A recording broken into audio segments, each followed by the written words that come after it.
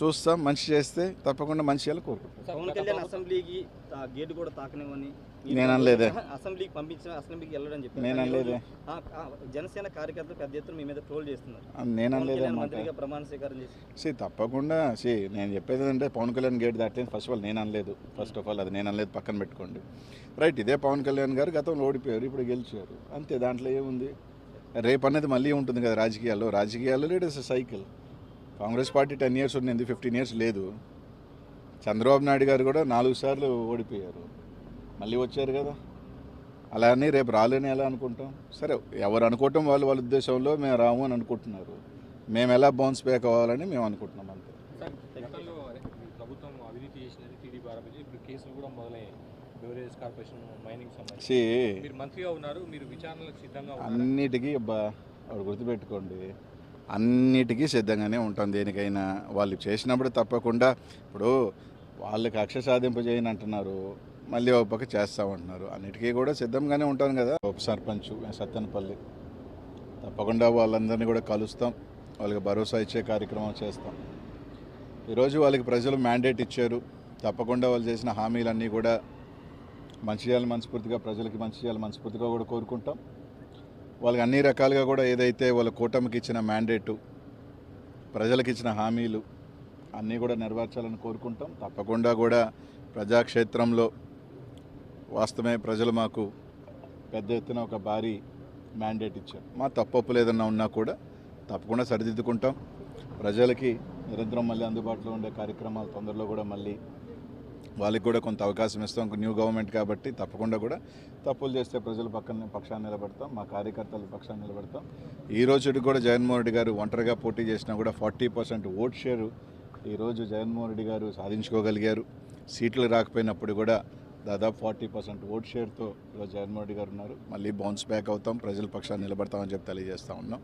కొంతమంది అనిల్ అజ్ఞాతంలోకి వెళ్ళిపోయాడు, ఎన్నికలైంది 4వ తారీఖున 6-7 రోజులు అయింది. దీని లోపలికి అడిగి పారిపోతాం. నాకేమీ దాదాపు 2009 నుంచి 2019 దాకా దాదాపు ప్రతిపక్షమే. కేవలం 5 సంవత్సరాలే అధికారం. దాంట్లో కూడా చివరి 2 సంవత్సరాలు ఒక రకంగా స్థానికంగా నాకు అనేక ఇబ్బందులే పడ్డా. దానివల్ల దాదాపు 15 సంవత్సరాలు నా రాజకీయ జీవితంలో, 10 సంవత్సరాలు, ఇంకొక 5 సంవత్సరాలు ఉంటాం. దానివల్ల ఏదో ఇబ్బంది పడిపోయేది. తప్పకుండా ఏ దానికైనా కూడా ఏం చేసినా కూడా సిద్ధంగా కూడా ఉంటాం. రాజకీయాల్లోకి వచ్చిన తర్వాత ఏ నిర్ణయం తీసుకున్నా, ఏ దానికి చేసినా కూడా కట్టుబడి ఉంటేనే కదా రాజకీయాల్లోకి వస్తాం.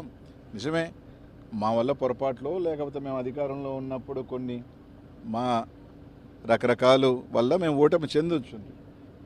ఓటమి చెందినంత మాత్రాన దాన్ని సరిదిద్దుకొని మళ్ళీ వెళ్తాం.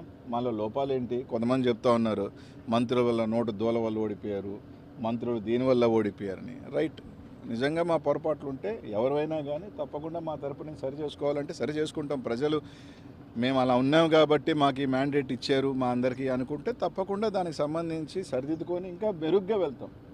ఒక అపజయం కానీ వస్తే ఆ అపజయంలో నుంచి మనం సరిదిద్దుకొని దీంట్లో ఓహో ఇది పొరపాటు జరిగింది అని చెప్పుకొని గెలుపు దిశగా దాన్ని ముందు తీసుకెళ్ళే ఆలోచనలో వెళ్తాం తప్ప ఓడిపోయాము కాబట్టి కృంగిపోయి మూల కూర్చునే పరిస్థితి అయితే ఉండదు. తప్పకుండా నా రాజకీయంలో నాకేం ఓటమేం కొత్త కాదు. 29 సంవత్సరాల్లోనే ఓటమిని చూసినా, ఎదుర్కొన్నా. భగవంతుడి దయ వల్ల కొంతమంది కోరుకున్నట్టు ఒక చిన్న స్థాయి వ్యక్తిని, ఎవరు అండదండలు లేకపోయినా ఈ రాష్ట్రంలో చిన్న వయసులోనే 2 సార్లు ఎమ్మెల్యే అయినా ఉండి, మంత్రి అయినా ఉండి. అది జగన్మోహన్ రెడ్డి గారి ఆశీస్సుల వల్ల, మా నెల్లూరు ప్రజల ఆశీస్సుల వల్ల. ఆయనతో వెంట ఉంటాం. ఆయనకు మంచి ఉన్నప్పుడు బాగున్నాం, ఆయన బాగా కష్టంలో ఉన్న ఆయన ప్రతిభ ఉన్నాం. బాగున్నప్పుడు మమ్మల్ని బాగా చూసుకున్నాడు. ఈరోజు ఆయన మళ్ళీ కూడా ఆయనతోనే ఉంటాం, ఆయనతోనే నడుస్తాం, కడదాకా కూడా ఆయనతో ప్రయాణం చేస్తాం. ఆయన కష్టాల్లో ఉంటాం, అన్నిట్లో ఉంటాం. మేము ప్రజల పక్షాన ఉంటాం.